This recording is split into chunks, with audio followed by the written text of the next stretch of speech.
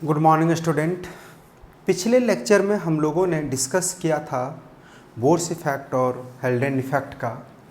आज हम लोग देखेंगे oxygen haemoglobin dissociation curve. Okay, आज का जो टॉपिक है हम लोग का वो क्या है? ऑक्सीजन हीमोग्लोबिन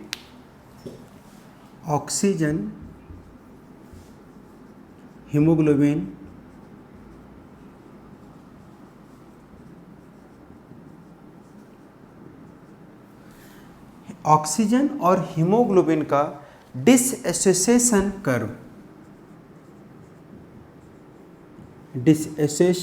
कर्व,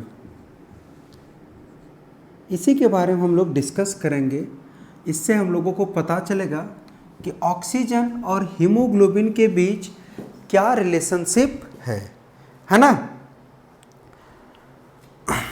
हम लोग जो है इसमें देखेंगे कि ऑक्सीजन और हीमोग्लोबिन के बीच क्या रिलेशनशिप है। देखते हैं कि नॉर्मल कंडीशन में अगर हम लोग देखें तो इसके बीच जो कर्व बनेगा वो कैसा कर्व होगा? वो सिग्मॉइड कर्व होगा।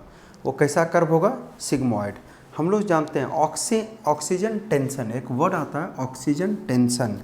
Okay, oxygen tension.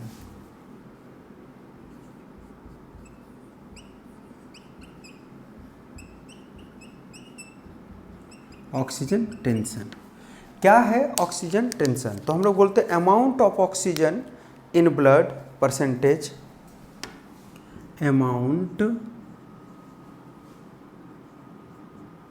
Of oxygen in blood. ठीक है, amount of oxygen in blood, ठीक है, percentage saturation haemoglobin, amount of oxygen in blood and percentage of saturation haemoglobin. और क्या? Percentage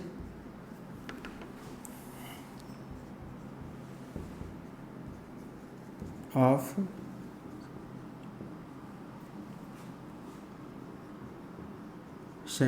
haemoglobin. ठीक है, हीमोग्लोबिन को शॉर्ट में हम लोग क्या लिखते हैं? HB। ठीक है, सॉरी, हम लोग जो है वो देख रहे हैं क्या कि ऑक्सीजन टेंशन किसको बोलते हैं? तो ऑक्सीजन टेंशन इक्वल टू हो गया amount of oxygen in blood. दूसरा जो है वो क्या? Percentage of saturation haemoglobin, percentage of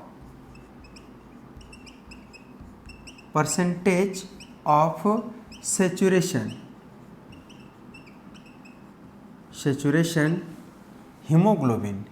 ठीक है, क्या चीज? Saturation haemoglobin. तो percentage of saturation haemoglobin equal to क्या होता है? तो percentage of saturation haemoglobin equal to होता है percentage of haemoglobin that is bound with O2। क्या चीज? Percentage of haemoglobin that is bound, है ना। डाइट इज जो क्या करेगा? Diet is bound with O2, bound with O2, जो ऑक्सीजन के साथ बाइंड करेगा तो उसको बोलते हैं क्या? परसेंटेज ऑफ सैचुरेशन हीमोग्लोबिन, है ना। और यही दोनों के रिलेशनशिप को हम लोग कर्व के द्वारा दिखाते हैं। तो बोलते हैं the relationship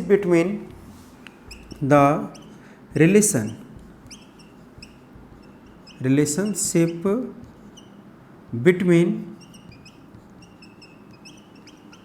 oxygen tension and किसके बीच? तो oxygen tension and percentage of haemoglobin saturation,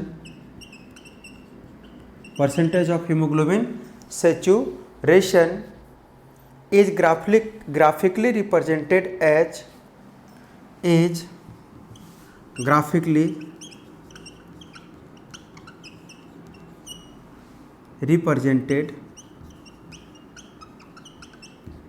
represented as oxygen hemoglobin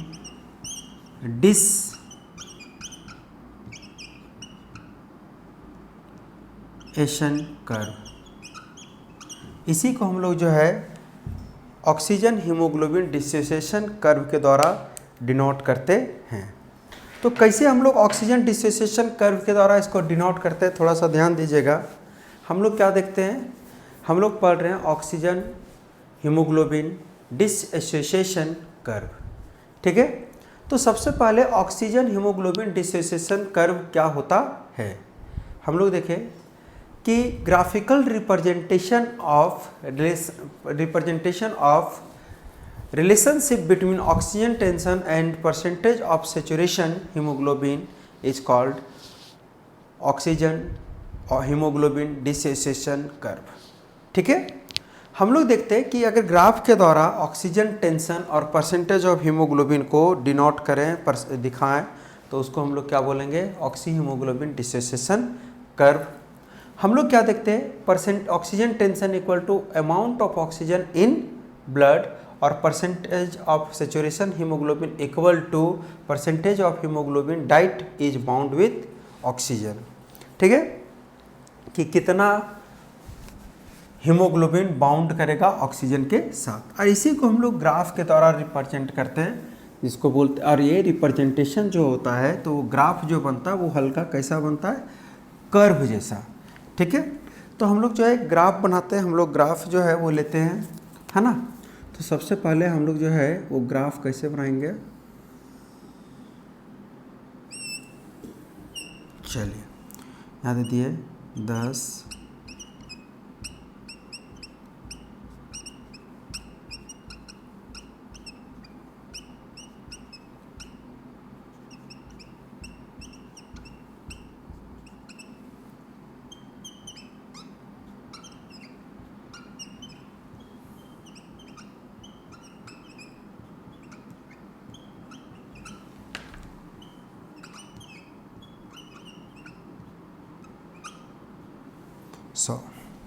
ठीक है।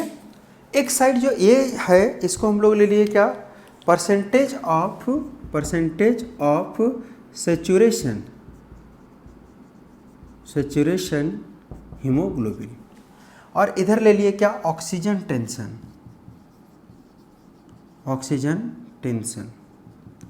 अब इसको हम लोग ग्राफ के द्वारा रिप्रेजेंट करते हैं। हम लोग क्या देखते हैं, ऑक्सीजन टेंशन को हम लोग ये दिखाएंगे यहाँ पे mmHg, क्योंकि पार्शियल प्रेशर ऑफ ऑक्सीजन हम लोग इसी से दिखाते हैं।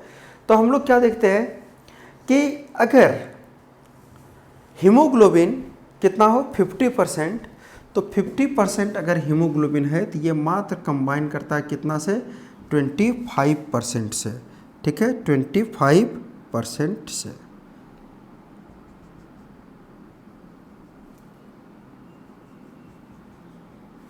ठीक है। अगर जो है वो हम लोग देखते हैं क्या कि अगर हीमोग्लोबिन जो है वो 75% हो गया, कितना हो गया 75, तो ये मिलेगा किससे, 40% से, ठीक है, 75%, तो ये आपका जो चला जाएगा कितना, 40%,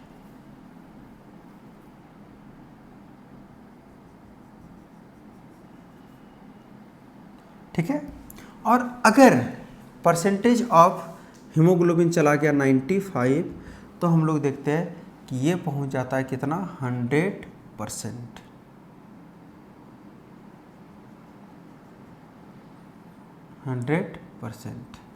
ठीक है।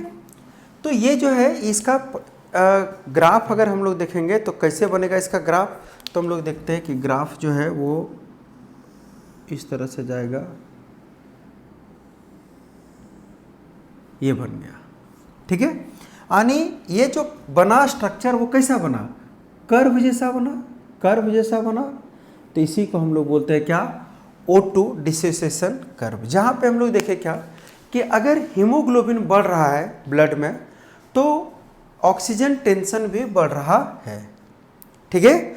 भले दोनों का रेशियो थोड़ा डिफरेंस हो जाता है, लेकिन हम लोग क्या देख रहे हैं कि जैसे जैसे ऑक्सीजन बढ़ रहा होता है वैसे वैसे जो है वो ये भी बढ़ रहा होता है। जैसे जैसे हीमोग्लोबिन बढ़ा तो ऑक्सीजन का भी जो है वो परसेंटेज बढ़ता गया, और यहाँ जो कर्व बना वो कैसा बना, वो सिग्मोइड कर्व बना, तो इसी को हम लोग बोलते हैं क्या, इसको हम लोग बोलते हैं oxy haemoglobin dissociation curve, oxy haemoglobin dissociation curve. Okay, अब हम लोग जो है इस ग्राफ के अनुसार क्या क्या देखे हैं उस चीज़ को देखते हैं। हम लोग देखते हैं क्या कि association of O2 and haemoglobin, oxy haemoglobin formation, है ना। हम लोग देखते हैं क्या कि एसोसिएशन ऑफ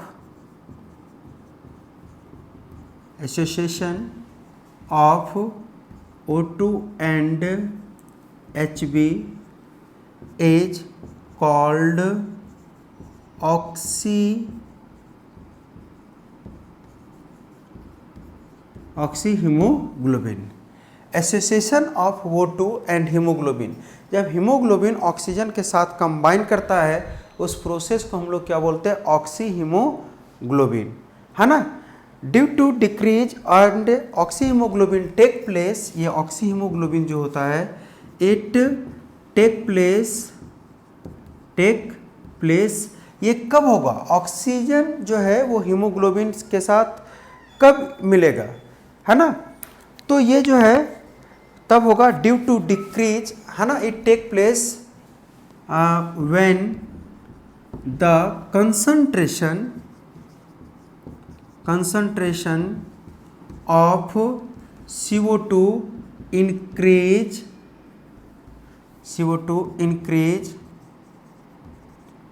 in tissue, ठीक है। CO2 का कंसंट्रेशन जो है वो इंक्रीज करेगा टिश्यू में या ब्लड में, ठीक है, ब्लड में, और तब क्या होगा कि binding of O2 with hemoglobin decrease and displace the CO2। अगर ये जो है बाइंड करता है ऑक्सीजन हीमोग्लोबिन से, तो उस कंडीशन में जो है वो क्या होगा, CO2 कार्बन डाइऑक्साइड जो है वो क्या हो जाएगा, डिस्प्लेस हो जाएगा, वो जो वहाँ से हट जाएगा, ठीक है। ये काम होता है। हम लोग देखते हैं कि डिक्रीज इन हाइड्रोजन आयन, और साथ ही साथ जब ऑक्सीजन कंबाइन करेगा, है ना, तो हाइड्रोजन आयन का कंसंट्रेशन जो है वो भी डिक्रीज करता है। ओके, कुल मिला के हम लोग ऑक्सीजन हीमोग्लोबिन डिसोसिएशन कर्व में क्या देखें कि अगर ऑक्सीजन का कंसंट्रेशन बढ़ रहा है तो हीमोग्लोबिन का भी कंसंट्रेशन बढ़ेगा, अगर ऑक्सीजन का कंसंट्रेशन घट रहा है तो हीमोग्लोबिन का भी कंसंट्रेशन घटेगा। और ये कब होगा, जब कार्बन डाइऑक्साइड ब्लड में ज़्यादा बढ़ जाएगा, तब उसको रिक्वायर करता है कि उसके साथ ऑक्सीजन आके मिले, और जब ऑक्सीजन वहाँ पे मिलेगा तो कार्बन डाइऑक्साइड अपने आप जो है डिस्प्लेस कर जाएगा, है ना। ऑक्सीजन और कार्बन डाइऑक्साइड ब्लड में एक साथ नहीं होता है, मतलब आप बोल सकते हो कि दोनों जो है एक साथ एसोसिएट करके नहीं रह सकता है। ओके, अब हम लोग देखेंगे एक छोटा सा टॉपिक है और जिसको हम लोग बोलेंगे क्या, क्लोराइड शिफ्ट, या इसको बोलते हैं क्या, हेम्बर्ग इफेक्ट, ठीक है। क्लोराइड शिफ्ट,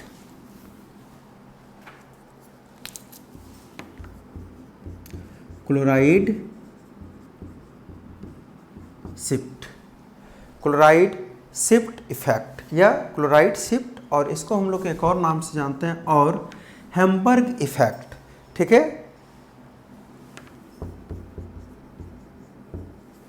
हेम्बर्गर इफेक्ट, ठीक है। इसको हेम्बर्गर इफेक्ट बोला जाता है क्योंकि उसी नाम के साइंटिस्ट ने इसको बताया था। ओके, हम लोग देखते हैं क्या कि बाइकार्बोनेट HCO3, बाइकार्बोनेट, क्या बोलते हैं इसको, बाइकार्बोनेट, ठीक है। बाइकार्बोनेट और जो है बाइकार्बोनेट एंड बाइकार्बोनेट कंसंट्रेशन या बाइकार्बोनेट जो है वो भी और आपका प्लाज्मा दोनों आरबीसी में प्रेजेंट होता है। तो bicarbonate content of RBC is higher than plasma.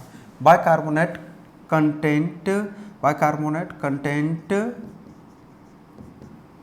Of RBC is higher than plasma. ठीक है, बाइकार्बोनेट कंटेंट जो होता है आरबीसी का वो हायर होता है देन प्लाज्मा, प्लाज्मा से ज़्यादा होता है। ठीक है, हायर देन प्लाज्मा। हम लोग देखते हैं ड्यू टू दिस, है ना, जिसके कारण से क्या होता है कि बाइकार्बोनेट डिफ्यूज कर जाता है किसके साथ, प्लाज्मा के साथ। हम लोग देखते हैं कि बाइकार्बोनेट क्या करेगा, डिफ्यूज फ्रॉम आरबीसी,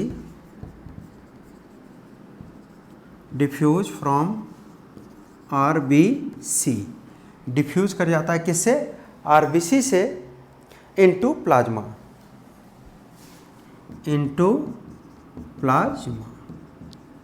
प्लाज्मा के साथ ये क्या कर गया, डिफ्यूज कर गया। ठीक है, ऐसा क्यों होता है, due to concentration difference, it is due to concentration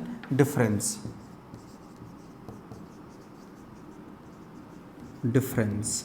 okay, concentration difference के कारण ये दोनों डिफ्यूज कर गया। आरबीसी में बाइकार्बोनेट भी है जो कार्बन डाइऑक्साइड को ट्रांसपोर्ट करता है 23% कार्बन डाइऑक्साइड को, और उसमें प्लाज्मा भी होता है जो 7% कार्बन डाइऑक्साइड को ट्रांसपोर्ट करता है। ठीक है, 3% ऑक्सीजन को भी ये ट्रांसपोर्ट करता है। तो कार्बन डाइऑक्साइड वाला जो बाइकार्बोनेट है उसका परसेंटेज काफ़ी ज़्यादा होता है किसके अपेक्षा, प्लाज्मा के अपेक्षा, जिसके कारण से ये आपस में डिफ्यूज कर जाते हैं। और इसके डिफ्यूज होने से ionic balance between plasma and RBC get disturb, है ना। तो जिसके कारण से क्या होता है कि आयनिक बैलेंस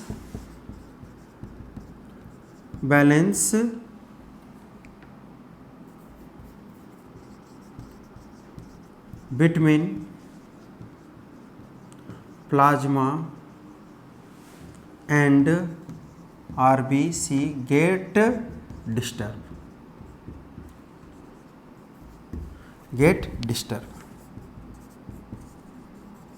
क्या हो जाता है, ये डिस्टर्ब कर जाता है, गेट डिस्टर्ब, ये जो है वो डिस्टर्ब कर जाएगा, है ना।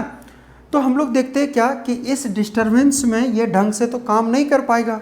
फिर ब्लड का जो काम है, हमारा ओरिजिनल काम है ब्लड का, है ना, ये हार्मोन्स को ढोना, एंजाइम को एक जगह से दूसरे जगह पहुंचाना, ये सब तो नहीं कर पाएगा। तो इसी को रिस्टोर करने के लिए क्या किया जाता है, नेगेटिव क्लोराइड आयन को डिफ्यूज करवा दिया जाता है प्लाज्मा के साथ, है ना, to restore this ionic imbalance, to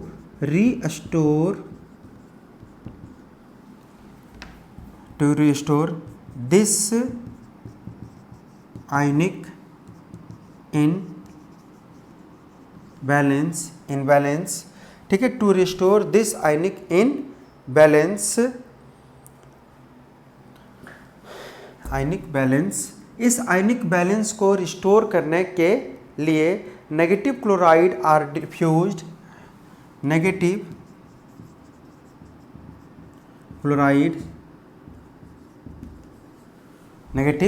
chloride को क्या किया जाता है, नेगेटिव क्लोराइड आयन डिफ्यूज, इसको जो है वो डिफ्यूज कर दिया जाता है from plasma into blood, RBC, from plasma into RBC.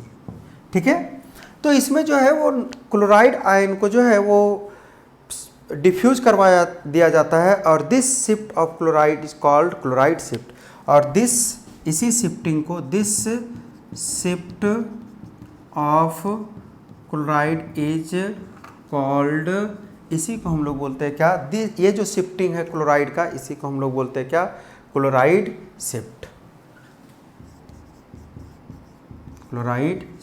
इसी को हम लोग बोलते हैं क्या, क्लोराइड शिफ्ट। यानी कि क्या हुआ, ब्लड आरबीसी है हमारा, आरबीसी में जो है वो बाइकार्बोनेट भी है और प्लाज्मा भी है। बाइकार्बोनेट का कंसंट्रेशन काफ़ी ज़्यादा होता है, ठीक है। बाइकार्बोनेट का कंसंट्रेशन काफ़ी ज़्यादा होने के कारण क्या होता है कि वो जो है प्लाज्मा के साथ डिफ्यूज कर गया, और प्लाज्मा के साथ जैसे डिफ्यूज किया आयनिक इनबैलेंस वहाँ पे हो गया, है ना। आरबीसी के साथ उसका क्या हो गया, आयनिक इनबैलेंस। अब उस आयनिक इनबैलेंस को रिस्टोर करने के लिए बाहर से क्लोरीन को ला करके, क्लोराइड को ला करके आरबीसी प्लाज्मा के साथ डिफ्यूज करवाया जाता है, ठीक है। इसी को हम लोग बोलते हैं क्या, क्लोराइड शिफ्ट। इसी प्रोसेस को हम लोग बोलते हैं क्या, क्लोराइड शिफ्ट, ओके। और इसी को बोलते हैं हैम्बर्गर्स इफेक्ट, ठीक है, हैम्बर्गर्स इफेक्ट, क्योंकि उसी साइंटिस्ट ने इस चीज़ को बताया था। हैम्बर्गर इफेक्ट के इफेक्ट के नाम से भी जानते हैं एंड क्लोराइड शिफ्ट के भी नाम से जानते हैं। तो ये है हमारा क्लोराइड शिफ्ट। अब जो है हम लोग नेक्स्ट जो टॉपिक देखेंगे कि ये रिस्पायरेशन को हमारे बॉडी में कंट्रोल कौन करता है, ठीक है। तो हम लोग रेगुलेशन ऑफ रिस्पायरेशन हेडिंग डाल देंगे, regulation of respiration, regulation of respiration. तो रेगुलेशन ऑफ रिस्पायरेशन कौन करता है, अगर हम लोग देखें तो हमारे बॉडी में रेगुलेशन ऑफ रिस्पायरेशन के लिए एक सेंटर होता है जिसका नाम है रिस्पायरेटरी सेंटर। क्या नाम है,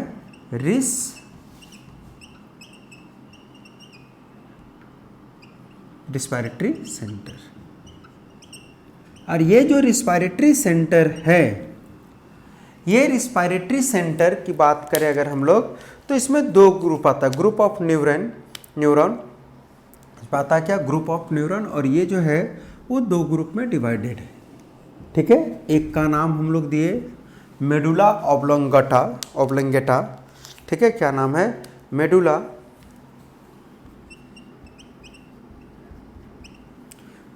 ऑब्लोंगेटा।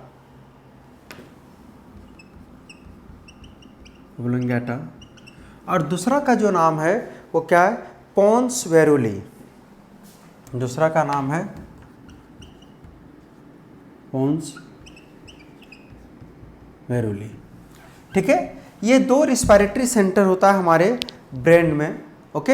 एक का नाम है मेडुला ऑब्लोंगेटा और एक का नाम है पोन्स वेरुली, ओके। इसको हम लोग बोलते हैं मेडुलरी रिस्पायरेटरी सेंटर। इसको हम लोग किस नाम से जानते हैं, मेडुलरी रिस्पायरेटरी सेंटर। इसको हम लोग बोलते हैं medullary respiratory centre, medullary respiratory centre.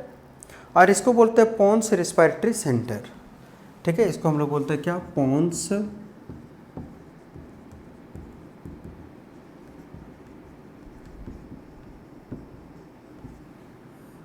ठीक है, पोन्स रिस्पायरेटरी सेंटर। ये दो पार्ट होता है। अगर हम लोग देखें तो ये मेडुला ऑब्लोंगेटा या मेडुलरी रिस्पायरेटरी सेंटर जो है इसको दो भाग में डिवाइड किया गया है ना, डॉर्सल रिस्पायरेटरी ग्रुप, इसको फिर से दो भाग में डिवाइड किया गया है, और इसको भी जो है वो दो भाग में डिवाइड किया गया है, ठीक है। तो इसको जो है वो दो भाग में जो डिवाइड किया गया, एक का नाम है क्या, फर्स्ट का नाम है डॉर्सल रिस्पायरेटरी सेंटर या ग्रुप,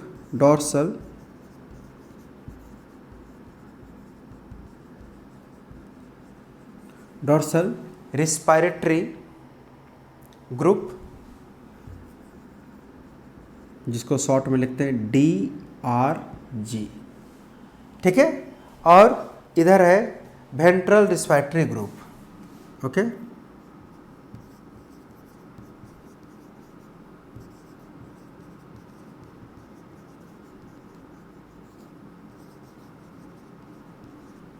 ठीक है, इसको बोलते हैं VRG। ये दो ग्रुप है, ठीक। उसी तरह जो है इसमें देखते हैं हम लोग, तो ये जो डॉर्सल रिस्पायरेटरी ग्रुप है इसका फंक्शन है कि ये लिमिट करता है इंस्पायरेशन को। ये क्या करता है, लिमिट इंस्पायरेशन, और ये जो वेंट्रल रिस्पायरेटरी ग्रुप है ये क्या करता है, कंट्रोल ये या काउजेज आइदर इंस्पायरेशन और एक्सपायरेशन,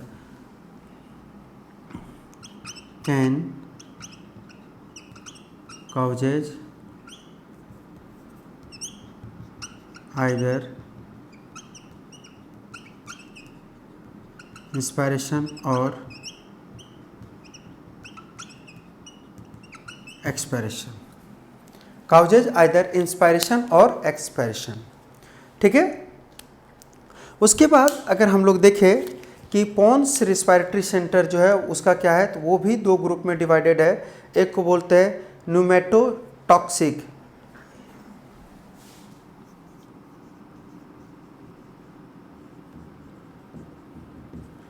टॉक्सिक रिस्पायरेटरी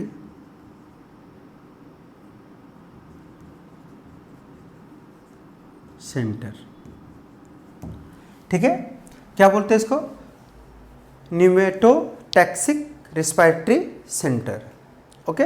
और दूसरा जो है वो क्या है, एपनोस्टिक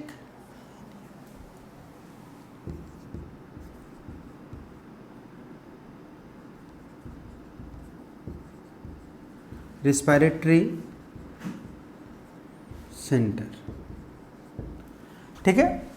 तो ये जो दो सेंटर है इसमें भी है ना,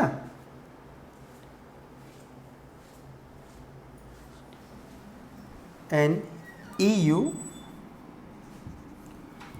ये दोनों सेंटर का फंक्शन क्या है अगर हम लोग देखें तो ये क्या करता है, ये जो है एक जो है आपका ये काउजेज इंस्पायरेशन ये क्या करता है, लिमिट करता है इंस्पायरेशन को, ये लिमिट करता है, लिमिट इंस्पायरेशन, और ये जो है ये कंट्रोल डेप्थ ऑफ इंस्पायरेशन। ठीक है। ये क्या लिमिट करता है, जिसे हम लोग जो है वो सांस लेते हैं कितना, 1 मिनट में 12 से 14 बार, या फिर जो एडल्ट एज का जो होता है, मतलब बच्चा लोग जो होता है वो 16 बार, हाँ 14 से 16 टाइम्स, है ना। बच्चा जब जन्म लेता है तो वो एबव 40 लेता है ना। तो ये जो कंट्रोल होता है वो किसके द्वारा, इस सेंटर के द्वारा कंट्रोल होता है। और हम लोग सांस खींचते हैं तो कितना देर खींच सकते हैं वो इस सेंटर के द्वारा कंट्रोल होता है। ठीक है। और सांस हम लोग को लेने का जो इच्छा होता है वो डोर्सल वेंट्रल रिस्पायरेटरी ग्रुप के द्वारा, और छोड़ने का भी वेंट्रल और डोर्सल के दोनों मिल करके ये करता है। तो ये रिस्पायरेटरी सेंटर है, मेडुला ऑब्लंगेटा और पोन्स वेरुली जो है ये आपके ब्रेन में दिखेंगे। ठीक है। हम लोग देखते हैं कि excess CO2 and increase in pH, increase inspiration and expiration. ठीक है। अगर एक्सेस CO2 हुआ तो इंक्रीज कर देगा pH को, और वो इंक्रीज कर देगा तो वहाँ पे फिर हम लोग देखते हैं कि वो इंस्पायरेशन को भी इंक्रीज करेगा। ये हो गया हमारा रिस्पायरेटरी सिस्टम। अब जो है कुछ डिसऑर्डर जो रिस्पायरेशन से संबंधित है, तो डिसऑर्डर के बारे में आप लोग बहुत सारे डिसऑर्डर जो है वो जानते हो। सबसे पहला जो डिसऑर्डर है उसका नाम है अस्थमा। हम लोग हेडिंग देते क्या, डिसऑर्डर ऑफ रिस्पायरेशन। ठीक है, डिसऑर्डर ऑफ रिस्पायरेशन। और सबसे पहला जो डिसऑर्डर हम लोग पढ़ेंगे वो क्या है, अस्थमा। अस्थमा कैसा डिसऑर्डर है अगर जानो आप लोग, तो ये क्या होता है, इसमें जो है सांस लेने में लोगों को प्रॉब्लम हो जाता है। जिसको भी अस्थमा रहेगा सांस फूलने लगता है, सांस नहीं ले पाता है। ठीक है। इसी डिजीज़ को हम लोग बोलते हैं क्या, अस्थमा, है ना। यहाँ पे जो एक अजीब तरह से घरघराहट का आवाज़ आने लगेगा, जब उसको प्रॉब्लम होगा तो वीजिंग साउंड आने लगता है। और ये जो है एक एलर्जिक रिएक्शन है। जो अस्थमा है वो डिजीज जो है वो किसी चीज़ से एलर्जी होने पर होता है ना। एक और डिजीज है जिसका नाम है एम्फीसीमा, है ना। क्या नाम है दूसरा डिजीज का नाम, एम्फीसीमा, EMPHY, एम्फीसीमा। ठीक है। ये डिजीज कैसा डिजीज है, ये किसको होता है, आप जानते हैं कि जो लोग सिगरेट पीता है, सिगरेट पीने से क्या होता है कि वो धुआं जो है वो जाता है लंग्स के पास, और लंग्स के एल्वुलाई में वो जा कर के चिपक जाता है, ठीक है, जिसके कारण से ऑक्सीजन का डिफ्यूजन ब्लड के साथ ढंग से नहीं हो पाता है और वो जो है सफ़र करने लगता है इस डिजीज से। इस तरह के आदमी को अगर आप देखोगे तो क्या होगा कि वो जो है वो कुछ काम, छोटा मोटा काम करेगा और तुरंत जो है थक जाएगा, ठीक है। तो इस तरह का डिजीज जो है वो देखने को मिलता है, इसको बोलते हैं क्या, एम्फीसीमा। और भी जो है वो कुछ डिसऑर्डर्स है, कुछ बैक्टीरिया के कारण होता है, कुछ वायरस के कारण होता है। जैसे एक वायरस है राइनो वायरस काउज करता है क्या, कॉमन कोल्ड, सर्दी जिसको हम लोग बोलते हैं। तो वो भी जो है वो क्या करता है, सर्दी किसी को हो जाता है, सांस लेने में बहुत दिक्कत, पूरा नाक जाम हो जाता है, वो भी रिस्पिरेटरी डिसऑर्डर है। कुछ ऑक्यूपेशनल डिसऑर्डर है ना, कुछ ऑक्यूपेशनल डिसऑर्डर, जैसे आप लोग जो है देखते होंगे कि जो फैक्ट्री में काम कर रहा है, कपड़ा के फैक्ट्री में, फैब्रिक फैक्ट्री में, या फिर मतलब मेटल फैक्ट्री में, इस सब में काम करता है, तो डस्ट पार्टिकल्स जो है वो नोज़ के थ्रू बॉडी में जाता है और वो काफ़ी नुकसान करता है ना।